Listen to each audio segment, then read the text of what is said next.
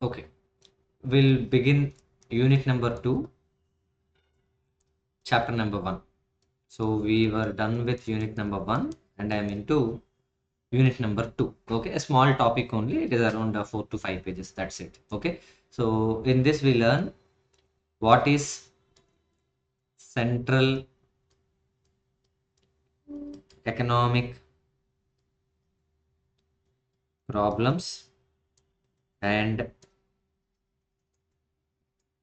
capitalistic economy. In the previous lecture we discussed, and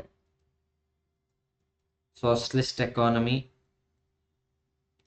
Point number 3 it is, point number 4 it is mixed economy. Okay, in this what are the advantages and how the central problems are rectified, or how to face the central problems in capitalist economy, socialist economy and mixed economy, and merits and demerits of each economy. Okay, so these are the contents which are there in this chapter.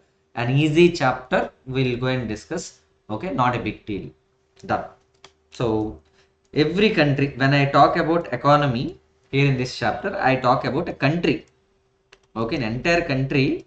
Okay, how the economy system is going on, this is what we need to learn. Okay, an entire country, and there are different types of economies, and all the different types of economies are generally facing a problem called as centrally, okay, faced economic problem, central economic problems. Now, as you all know, land, labor, capital, entrepreneur, okay, these people or these things are constant, these things are limited. Okay, unlimited resources are not there with us, all the resources are limited, and hence whatever the goods and services we manufacture, those are to be consumed by the country's people, right? Now we face generally some problems called as, okay, we generally face the problems called as, see, central economic problems. What to produce? Okay, any substance, any goods or services need these four, right? Four factors of production. So using this, what product has to be sold or produced, and how we need to produce, and for whom we need to produce, which section of people we are targeting, and what provisions are to be made for economic growth. These are the four areas which are called as central economic problems. Okay, let us now understand. Okay, let us now understand. Say example, we have in our country fuel. Okay, and it has multiple purposes. Okay, we can run a vehicle, okay, like four-wheeler or two-wheeler. We can also run okay, industry machinery. Okay, we can have any other areas of usage out of this fuel. As the fuel is limited, okay, now we need to decide for which purpose this fuel has to be first allocated. Okay, so this is called resource allocation. What is to be produced, okay, from the limited resources? This is the first question.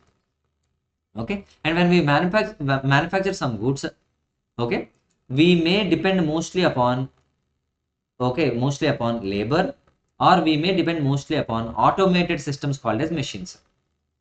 Okay, previously we used to depend more upon labor, but labor is now replaced by the technology. Okay, when more technological machines, when they are available, obviously the men work will come down. Okay, men work, when it comes down, obviously what will happen? Unemployment will grow up. Okay, now we as an economy need to decide, okay, whether to use labor or whether to use the machinery, capital intensive or labor intensive economy.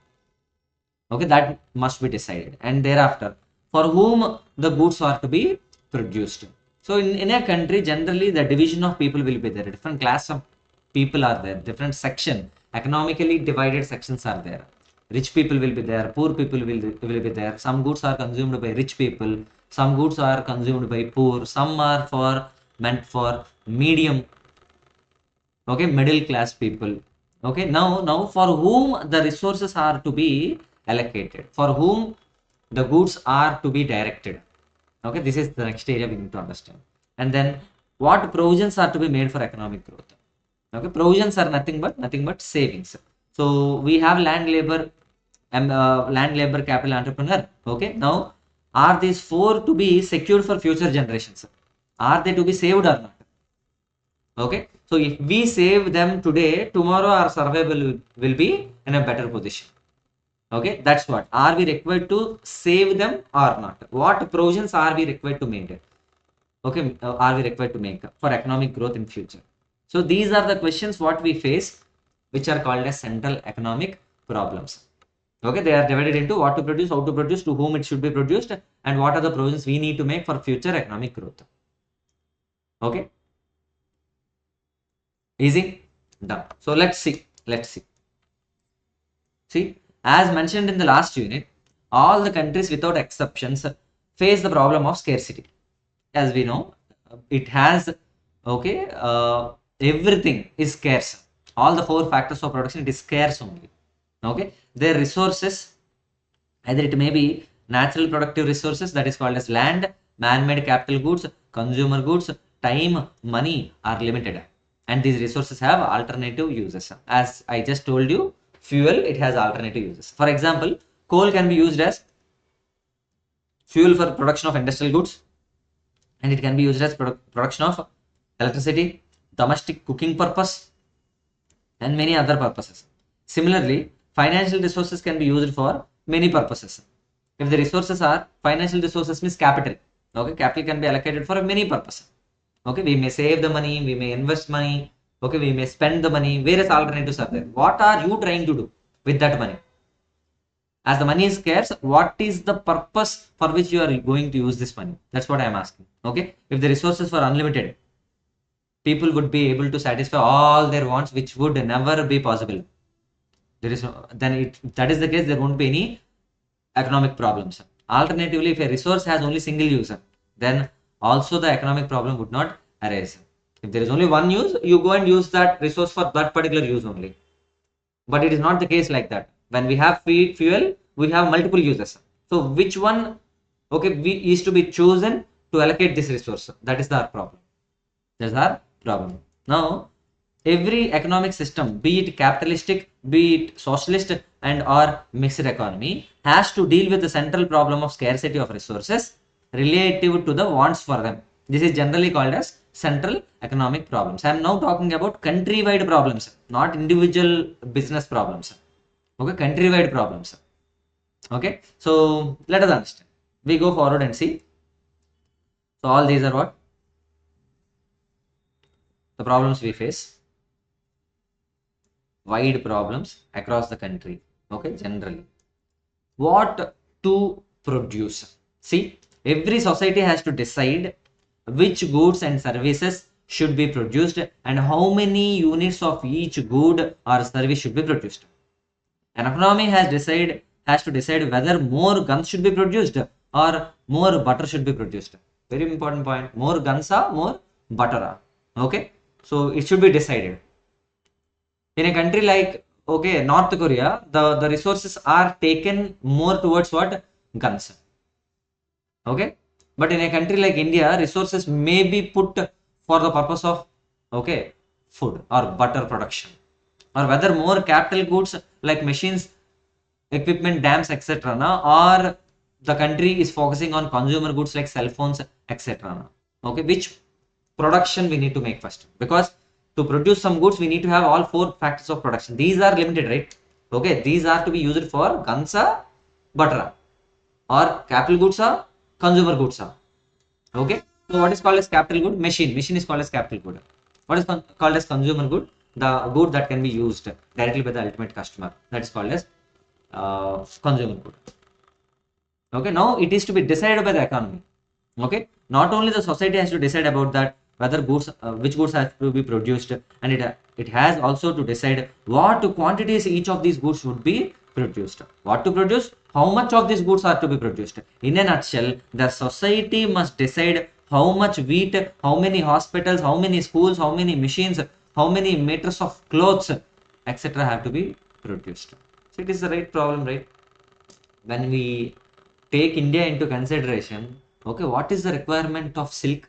What is the requirement of clothes? What is the requirement of cell phones, automobiles?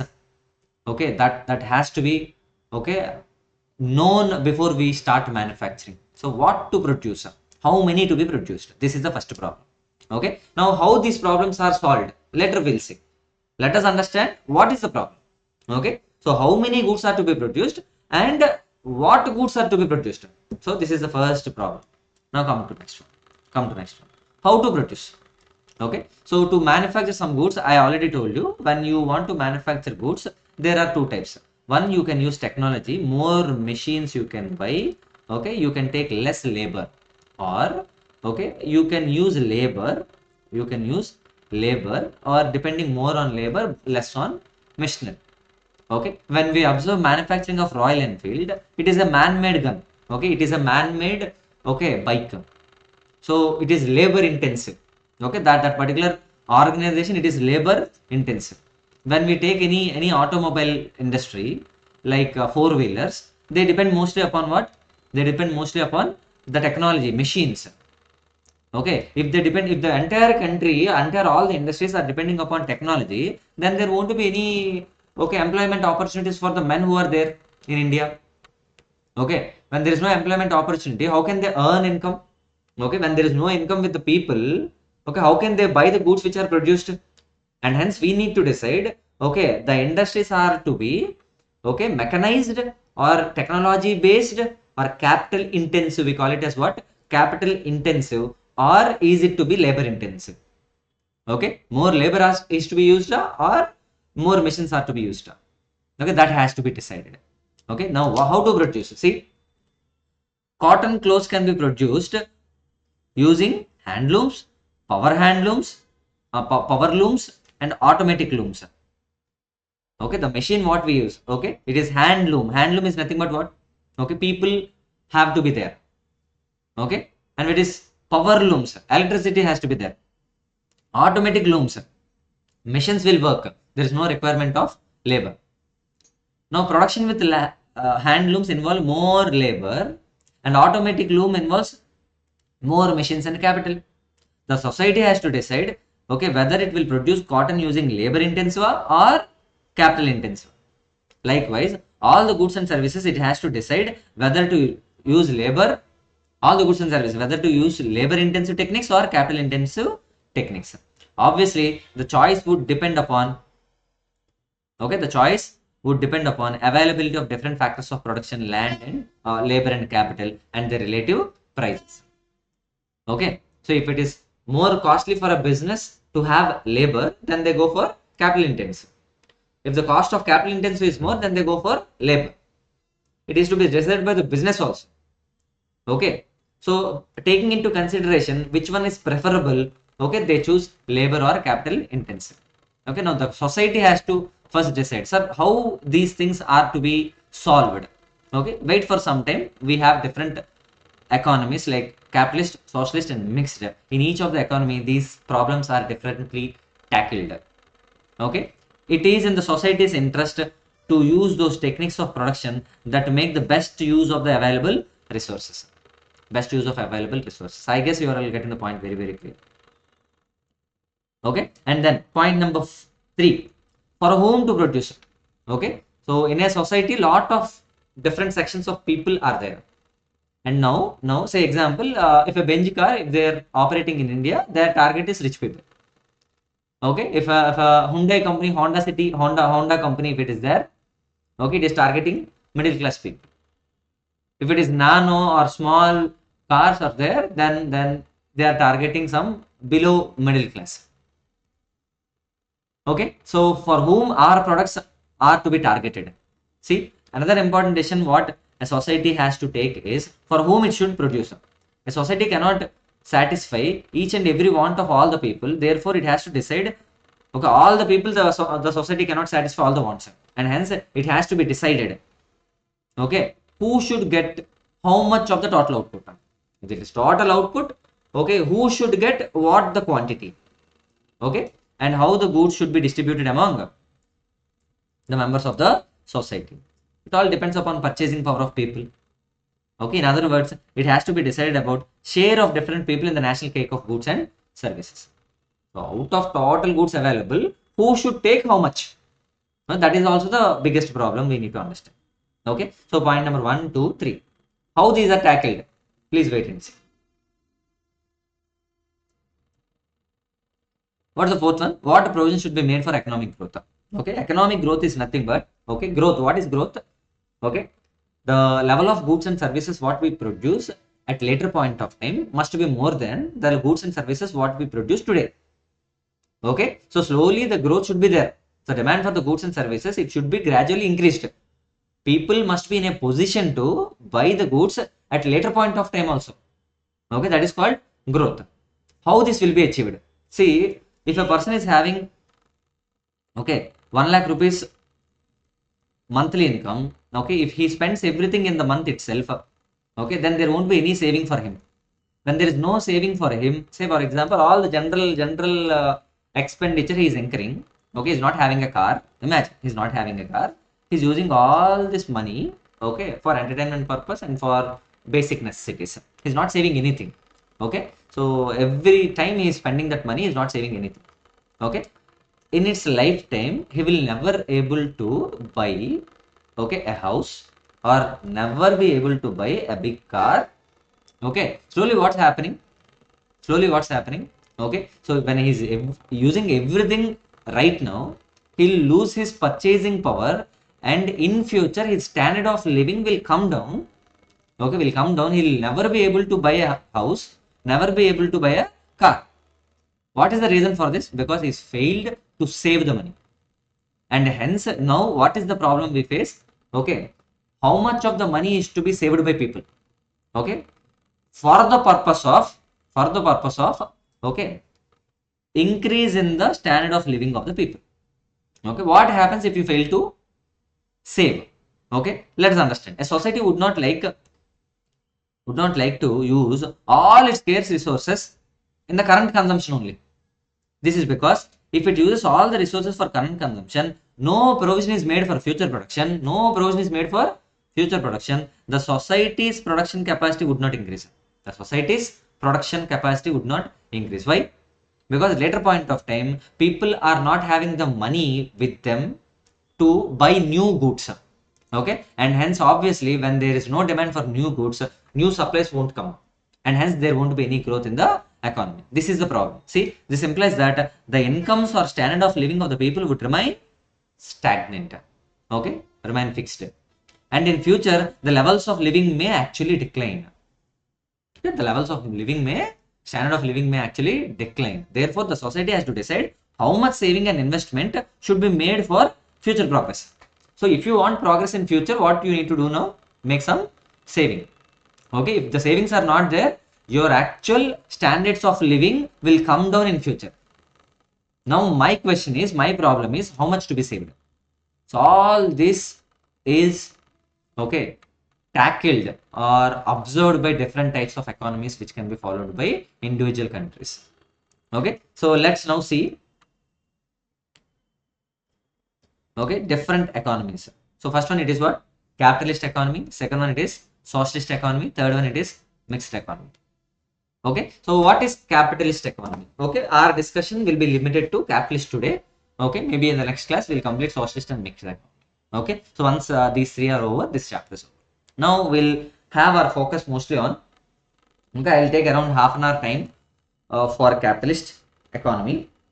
Okay, it is so easy, in fact. Okay, I'll take the example of USA, where it runs under capitalist economy. So what is capitalist? Okay, so capitalist is nothing but the individual people in that particular country, they have the choice of manufacturing goods or services, and individual consumer, they have the choice of buying goods or not. Okay, which good has to be purchased? Okay, it is decided by whom? The consumer himself. Which good have to be, okay, manufactured? It is decided by the producer in that particular country. No one will influence these people. Okay, the government is not going to interfere in this process of selection of, okay, the goods to be manufactured, goods to be consumed. Now the king in capitalist economy, the powerful person in the capitalist economy is consumer. Okay, whatever the consumer is going to buy, that is the product the producer is going to manufacture, and the price will be determined by, okay, the supply demand forces. The demand is more, then the price may be little high. When the demand is less from the consumer's point of view, the price will be little less. So the price is regulated based on the forces called as demand and supply. Okay, this is all about what? This is the basic introduction of capitalist economy. Okay, capitalist economy. Now you tell me, capitalist economy is controlled by whom? Private individual. Okay, and out of many goods, okay, they choose the good which will fetch more profits. Okay, which will fetch more profits. How to get more profits? Because if the sale price is high, then obviously they will get some profit. When the sale price will be high, when the people are ready to buy that good, when the demand for the good is high, the sale price also will be more. Okay, so that's the problem. You went to a tiffin shop, restaurant. Okay, tiffin shop. You want to buy one dosa. You want to buy one dosa. Okay, so there are 100 dosas available in the restaurant. This is first option. Okay, and point number two. 100 people went to a restaurant and they want to buy one dosa. Okay, one dosa. Now the demand for this dosa is too high. 100 people are competing with each other to buy this. Now what will happen? Just a minute, an important call. Just hello, Raviteja గారు sir, నేను sir Vizag నుంచి వస్తానని చెప్పాను కదా sir. Vizag నుంచి sir, Varun. అదే sir, రేపు festival కదా, మీరు అవైలబుల్ ఉంటారా లేదా, లేకపోతే వెడ్నెస్డే ప్లాన్ చేయమంటారా? వెడ్నెస్డే అండి. ఓకే సార్, అదే అండి, ఈ వీక్ ఉంటారు కదా సార్ మీరు? Okay sir, thank you.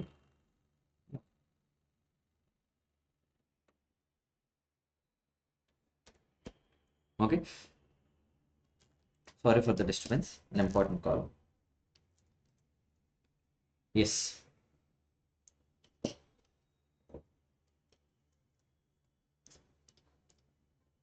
Yes. So in the capitalist economy, the means of production, okay, all land, labor, capital, everything, the usage of them, it is decided by, controlled by whom? Private individuals only, and they focus more on profits. Okay, so whatever the good which is fetching more profits, they choose that particular good only. And which one will fetch more profits? Okay, when the price is high. Which good will have high price? It is based on the demand which is created in the market. Demand arises from the side of consumer. So ultimately the consumer is the king. Okay, when the consumer is ready to buy, the supplier is ready to sell. Okay, so the product which fetches more profit, it is to be done by that particular, it is to be manufactured by that particular private individual. So this happens in the capitalist economy. Okay, in short, the private property is the mainstay of capitalism, and profit motive is its driving force. Okay, so private stake is nothing but what? See, private property. Okay, land, labor, so everything I am explaining, right? It is controlled by, this is controlled by private people. That's called private property. Okay, now decision of consumers and the business determines the economic activity. I already told you. Okay, consumer is the king. Ideally, the government has a limited role in the management of the economic affairs under this system. The government has limited role. Limited role is nothing but what? Small role. Okay, some of the examples of capitalist economy may include United States, United Kingdom, Hong Kong, South Korea. Okay, I'm not talking about North Korea. Kim is different. Okay, I'm talking about South Korea. However, many of them are not pure form of capitalism, but show some features of being capitalist economy. So absolute capitalistic economy won't be in existence. Government involvement may be limited, at least limited. Okay, it should not be zero. I'll explain the reasons for the same, but in its isolation, only absolute pure capitalist economy won't be in existence in entire world. Government involvement must be there, at least in the limited areas like hospitals, schools, okay, education, etc. Okay, I guess you all get the point. Now next point. So the following are the characteristics. I already told you, right to private property. Who has that right to private property? Private people under private ownership. Okay, individual. Okay, industries only, they can decide what they can decide, such as land, factories, machine, mines, etc. is under the control of private ownership only. The owners of these factories are free to use them in any manner in which they like and bequeath as they desire, in any manner at their discretion. Okay, bequeath means what? At their discretion. It is up to them whether to use or not. How to use and all, they will decide. Okay, they are free to use them. The government, however, put some restrictions for benefit of the society in general. I already told you. Okay, so hospitals, there is some necessity areas where it should be some involvement of government is required, and hence government will have some restrictions on some areas for the benefit of the society. Still it is called as capitalist only. Okay, no pure form of capitalist is in existence. Okay, point number one, it is clear or not? Yes, clear, easy, easy only. Okay, come to the second point, freedom of enterprise. As you all know, okay, enterprise is nothing but business. So those who are doing business, those who are giving goods and services, they are free to choose, okay, the goods which are to be manufactured. Okay, see, each individual, okay, each individual in the country, whether the supplier or buyer, they can choose their own particular good. Okay, see, they are free to engage in any type of economic activity. The producer is set up for any type of firm and produce goods of his choice. Okay, and the resource owner, see here, whether consumer and producer or resource owner is free to engage. Okay, I have some land in my hands. Okay, I can use that land in whatever the purpose I can use. Okay, it is up to me to decide. Freedom of enterprise. Okay, now freedom of economic choice. Freedom of economic choice. See, I have rupees 1,000 rupees. Okay, I have rupees 1,000. Now it is my choice whether to use that 1,000 rupees, whether I can save or I can consume. Okay, whether I can see, every individual in the society, either they can go for employment or they can go and do the business. Okay, they can manufacture whatever the goods they need. Okay, everything. Okay, it is decided by individual personnel only. Okay, see, all individuals are free to make their economic choices regarding consumption, work, to production. So whatever he wants to do, he can do. So it is very free. Okay, and it is profit motive, and everyone, whatever they choose, they find what the place of profit. Okay, and it is profit driven. Okay, driven. See, the profit motive is the driving force in a free enterprise and economy and directs all the economic activities. So desire for the profit includes entrepreneurs to organize production so as to earn maximum profits. Next one, consumer sovereignty. Okay, sovereignty, consumer. Okay, so the consumer is supposed to be the king under capitalism. That's what I said, king. Okay, so the consumer sovereignty means buyers ultimately determine which goods and services will be produced and in what quantities. Okay, whatever they demand, it will be produced by the suppliers. So obviously it is whom having the power, it is the consumer having the power. Okay, consumers have unbridled freedom to choose the goods and services which they would consume. Government won't restrict anyone. Okay, and therefore producers have to produce the goods which are preferred by the consumers only. In other words, based on the purchases, like, okay, they make, the consumers decide how the economy's limited resources are allocated. Okay, so whatever the consumer demands, the resources will be allocated to that particular good only. That's what it is saying. Okay, next one, competition. Okay, as I already told you, people demand goods, and this demand is met by different suppliers, and everyone is allowed into the market to sell the goods, to manufacture the goods. Now what will happen? The competition is strong. Okay, when people are trying to compete with each other to satisfy the needs of the consumers, obviously competition will be there.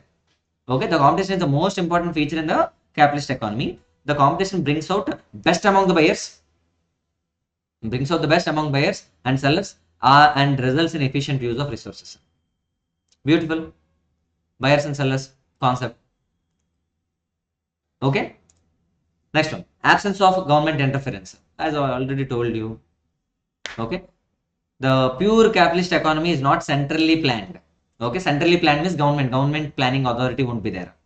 Okay, there won't be any authority from the side of government who takes care of this. There is no control and there is no regulation by the government. In this system, all economic decisions and activities are guided by self-interest, and price mechanism which operates automatically without any direction and control by the governmental authorities. A very simple point.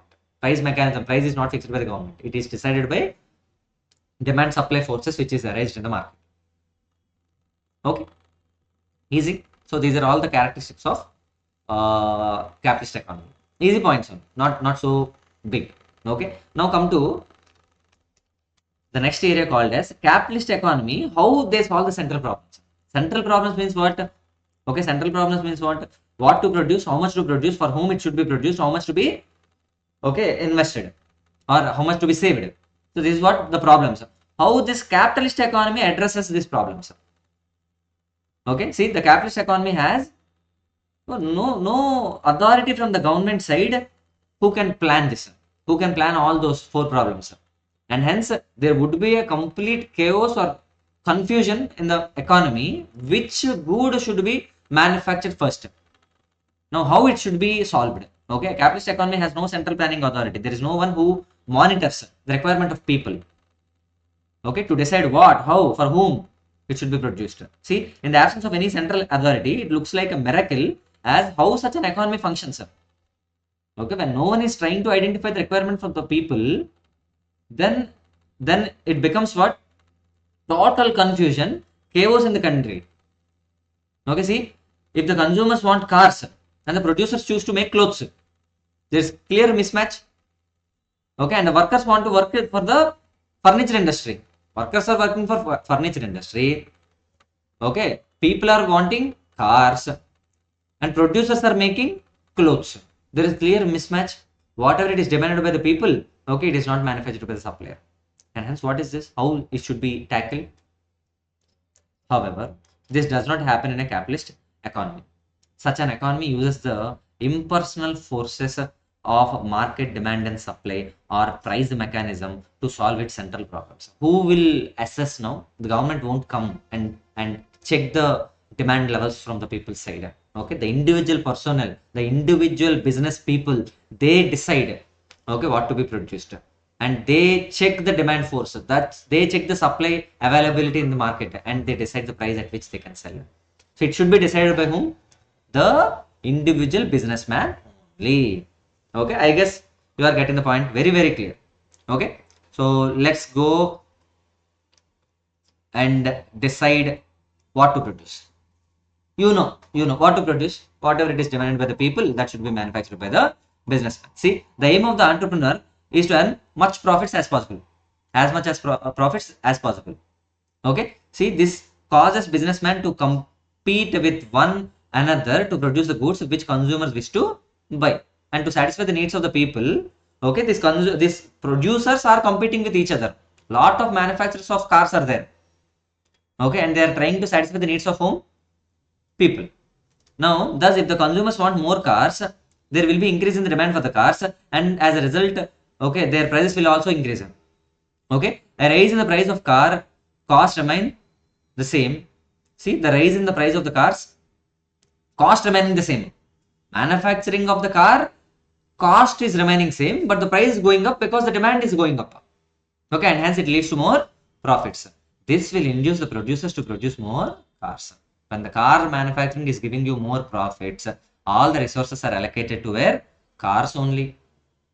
Okay, car manufacturing only. On the other side, if the consumer's demand of clothes decrease, the price would fall and profits would go down. Therefore, business firms have less incentive to produce clothes and less of clothes will be produced. Beautiful point where, okay, which product gives you more profits, that product will be manufactured in the capitalist economy. Okay, thus more of the cars and less of the clothes will be produced in such an economy. Beautiful. Okay, in a capitalist economy like USA, UK, Germany, the question regarding what to produce is ultimately decided by consumers who are going to consume much. Simple point. The problem is solved. Okay, so what is to be produced? It depends upon the consumer only in the capitalist economy. Beautiful. Come to the second area. See, one thing you must observe here. Okay, in the first point. Okay, which one is necessity goods? Are the clothes which are really required, or is the car really required from the people's point of view? Okay, in my opinion, the clothes are really very much needed when compared to car. But what these people are doing, capitalists, because the car manufacturing gives you more profits, they are more directed towards cars. And where is the, okay, justice, okay, which is driven by which is given to the people? Okay, people are in real need. A lot of people, they are not having clothes. Okay, no, not having clothes, but these capitalists are directed towards manufacturing cars. The resources, the limited resources are used to manufacture Okay, cars only because it gives you more profits, and hence people welfare is now ignored in this capitalism. This is the demerit. This is what the demerit in this economic system. See, close manufacturing, it is giving you what? Less profits. But clothes are necessity goods. But still there is no manufacturing happened. It is not encouraged in the country. Okay, it is not fair, right? Where is the justice for poor people? They cannot buy car. At least they cannot wear clothes also. Okay, because the clothes are not being manufactured by the suppliers. Only certain section of people are getting advantage from this.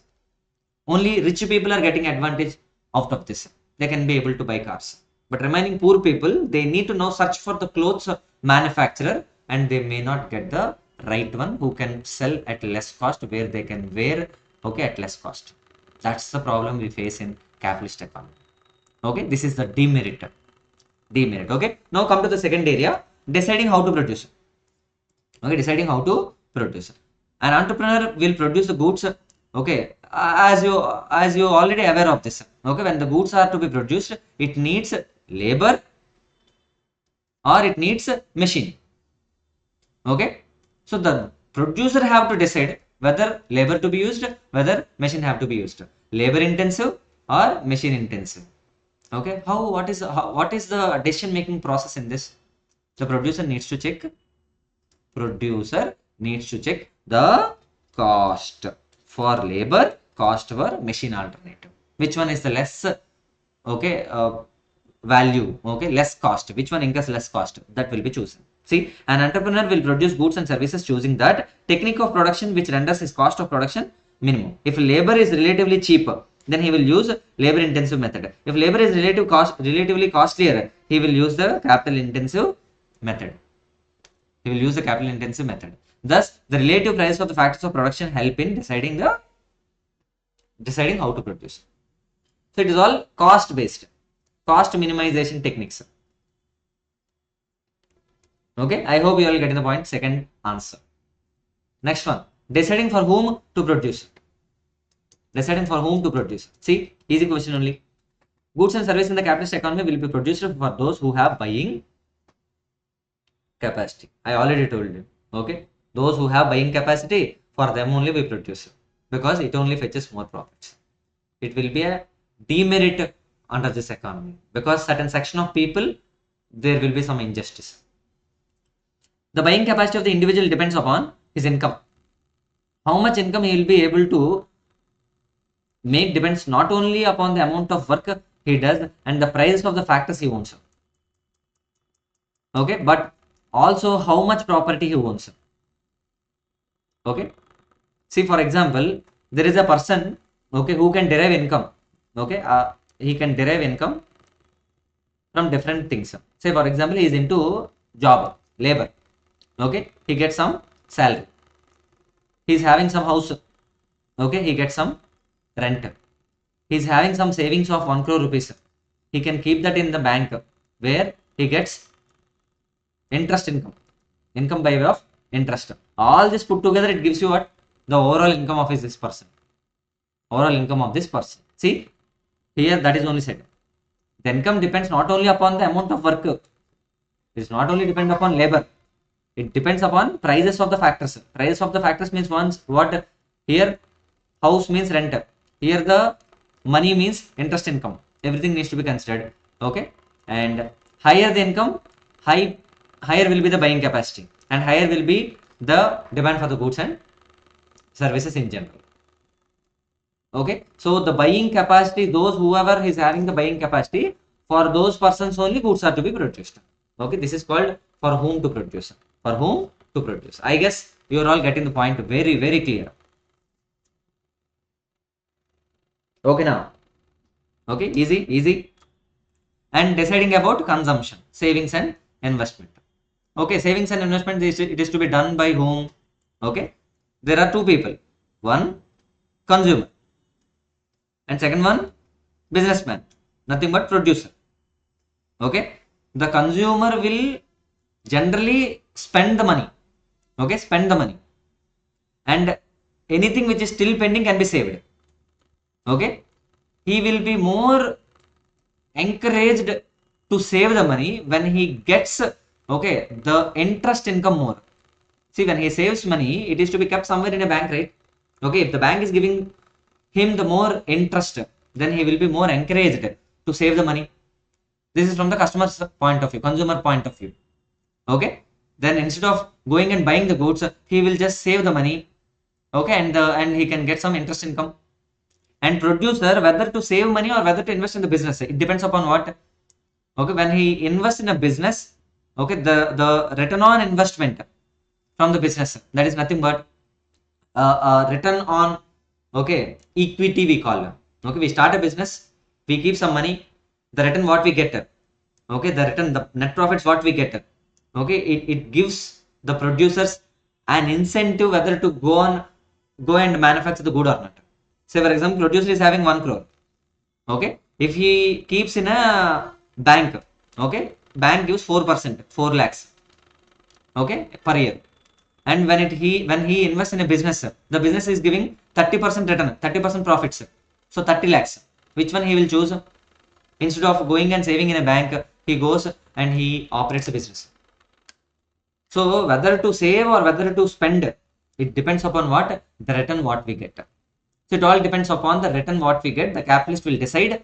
Okay, in a capitalist economy, the people will decide whether to save or whether to consume, whether to spend. It all depends upon the rate of interest or rate of return on capital. Okay, that's what it is said in this particular fourth question. Okay, fourth point. See, read that point. Take 2 minutes time and read.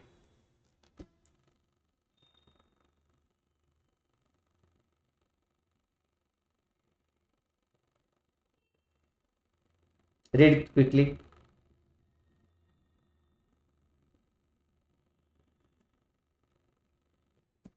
I completed everything. You just need to translate English from English.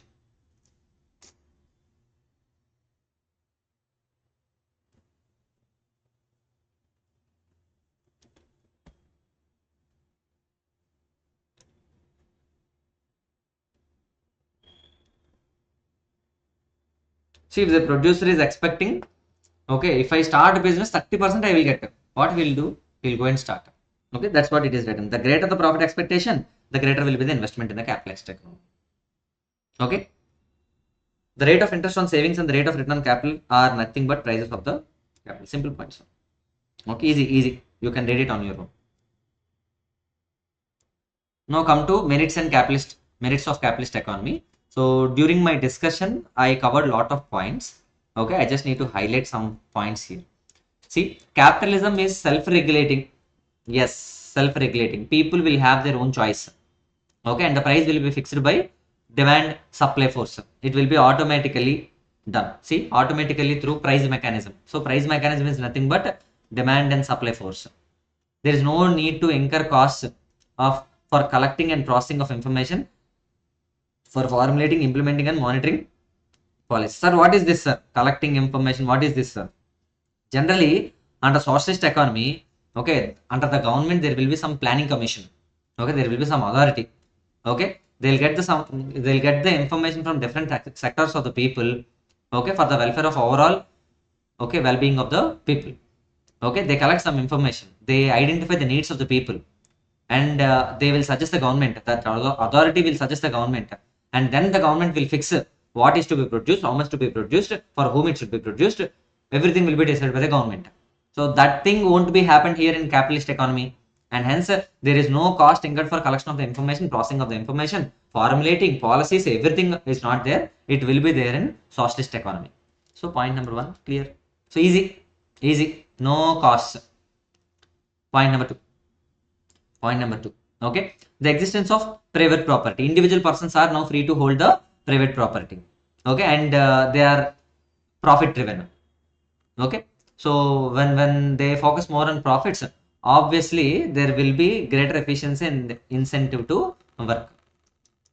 Okay, a greater incentive, a greater efficiency means what? Okay, when it is profit oriented, the private enterprises, okay, they get the people work more within less time. Obviously the efficient, what is the efficiency? More work, less time. More work. Say when you take government as example, okay, government employees, lot of people they do less work, but private employees, lot of people will do less work. But in case of private companies, okay, lot of work with less employees will be done. Okay, what is the difference? Efficiency is the difference. When the work, when the control is under private people, their motive is profit, and for getting profits they make people work hard, and hence the work efficiency will be there. This is the second advantage. Okay, people won't be relaxed, they work for their betterment. Now when they work so hard, obviously faster growth will be there. This is because the investors try to invest in those projects which are economically feasible, and even the economic growth also will be there because people also work really very hard. Okay, and every producer will focus on those products which will fetch more profits. When more profits are there, always it is called as better economy only. But what is the demerit here? Okay, disadvantage here, some section of the people there will be injustice. Okay, it will be there in demerits in the next question. Now resources are used, see here, resources are used in activities which are more productive. Okay, more productive, more profit fetching. This results in optimum allocation of available productive resources of the economy. Wastage of the resources won't be there, it will be appropriately used. Okay, and then there is usually high degree of operating efficiency. I already told you operating efficiency means what? More work, less time. Next one, cost of production is also minimized.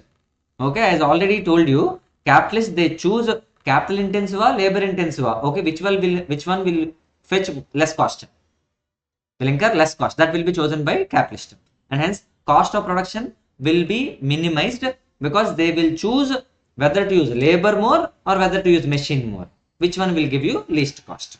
Simple, easy point. Next one, capitalist system offer incentives for efficient economic decisions and their implementation. Okay, so efficient everywhere, efficient is there, easy points only. And are the consumers really getting benefit? Yes, whatever they want they are getting it, because suppliers will supply only those goods which is the requirement of the people, and hence consumers are benefited. Okay, because for to supply those goods whatever they demanded for, the suppliers are ready to supply. Okay, the best competition is there, and these competitors will try to always, okay, innovate the product. They will always try to give the best to the people, and hence consumer will be benefited, because okay, large variety of good quality products at reasonable prices they can get. This along with the freedom of choice ensure maximum satisfaction too. Okay, they have the choice and they get maximum satisfaction. This also results in higher standard of living. This also results in higher standard of living. Beautiful. Capitalism offers incentive for innovation. Just now I told you, incentive for innovation, because to attract people, the consumers, to attract people, the producers, they always try to innovate the products. Technological progress they try to implement. Okay, the country as a whole benefits through the growth of business talents, to development of research, etc. Okay, the capitalism preserves fundamental rights such as right to freedom. Okay, right to freedom, it is there for the people, whether they can work, they do business, whatever they want they can do. Okay, they consume, they save, everything. And right to private property is also there. Therefore the participants enjoy much amount of autonomy and freedom. Simple point, people have freedom. Okay, next one, the capitalism rewards men of initiative and enterprise and punishes the imprudent and inefficient. See, the people who are innovative, the people who always, okay, really work hard, okay, they are recognized, their work is recognized in capitalistic economy. But some people they don't do any work, they just waste time. Okay, they ignore the consequences of wasting time, and for them the ultimate punishment will be there. Okay, they will be removed from the job. Okay, and always the encouragement is there for hardworking people, hardworking labor, and the punishment will be there for imprudent. Imprudent means what? The people who have, okay, ignored the consequences of not doing work and inefficient. Okay, and then capitalism usually functions in a democratic framework. Okay, but democratic is nothing but freedom. Okay, and then capitalist setup encourages enterprise and risk taking. Okay, risk taking and emergence of entrepreneurial class willing to take risks. Okay, so capitalist means always what, doing business in a better way, taking risk, uncertainty is there, everything will be considered by capitalist. Okay, next one, what are the demerits? Yes, first demerit, inequality and social injustice. Okay, this is what I said previously in the last example. Okay, producers are producing cars targeting rich people. All the resources are used for car manufacturing only. Now who will be at loss? Okay, there are many people not having clothes, and clothes are not being manufactured by the people, manufactured by the producers. This is the problem. Inequalities reduce the aggregate economic welfare of the society. Welfare of the society is being ignored in this capitalism.